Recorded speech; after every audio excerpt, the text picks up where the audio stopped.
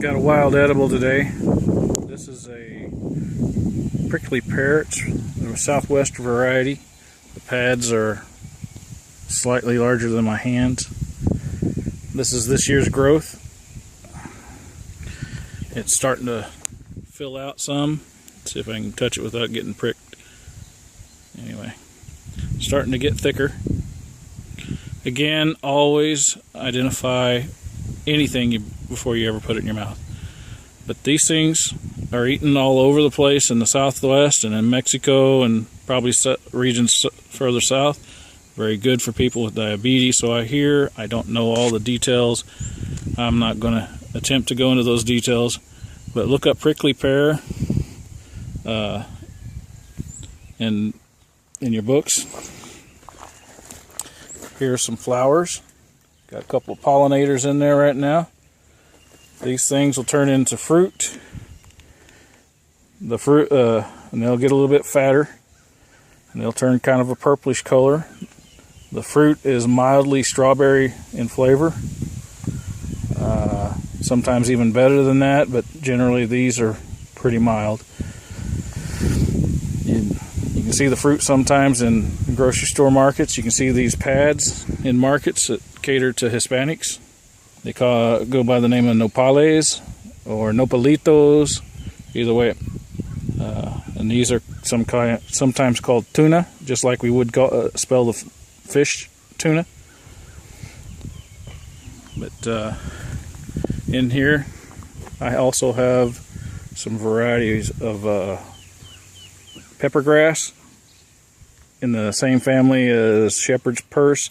Gives you a nice little spicy sweet pepper taste, black pepper type pepper taste into your food. I like it raw, sprinkled on salad, but it's just starting to mature and starting to lose its seeds. Some more of it.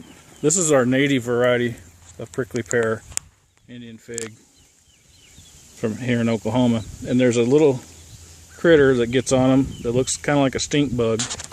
You can see the nymphs.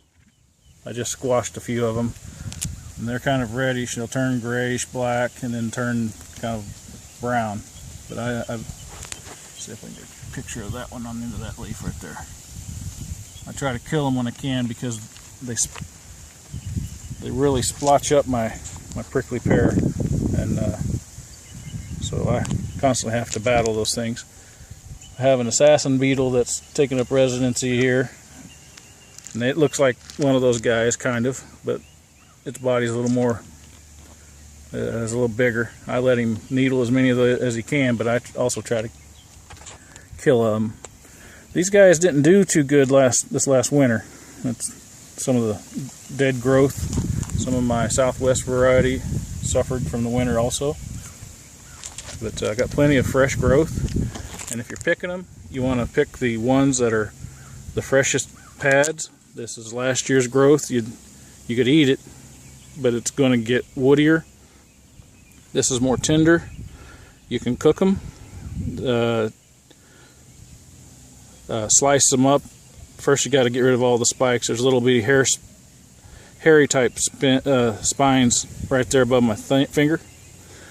You got to get all those off. These will turn into the big spikes if you leave them on and they mature out. Get all of them off, and you can cut them in strips, make them look about like the size of a green bean. Parboil them to get the mucousy type nature away from it. And Hispanics will eat these in tacos for breakfast.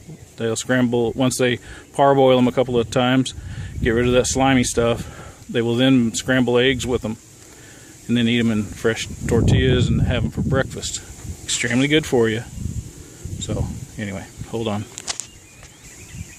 Here's a pair of tongs I've made specifically for this reason. It come from the little soft maple tree right there. Split out the branch, carved in a divot, put this in there. Now I can use it for tongs. As it's dried out, it's kind of curled away from the tip, but it'll still work. Just reach over here, grab hold of it, and twist. Twist it back and forth. There we go. There it is. Okay, so here's the prickly pear pad. No pales, no palitos. I'm gonna rub it to the grass. Try to get some of the stickers off of it.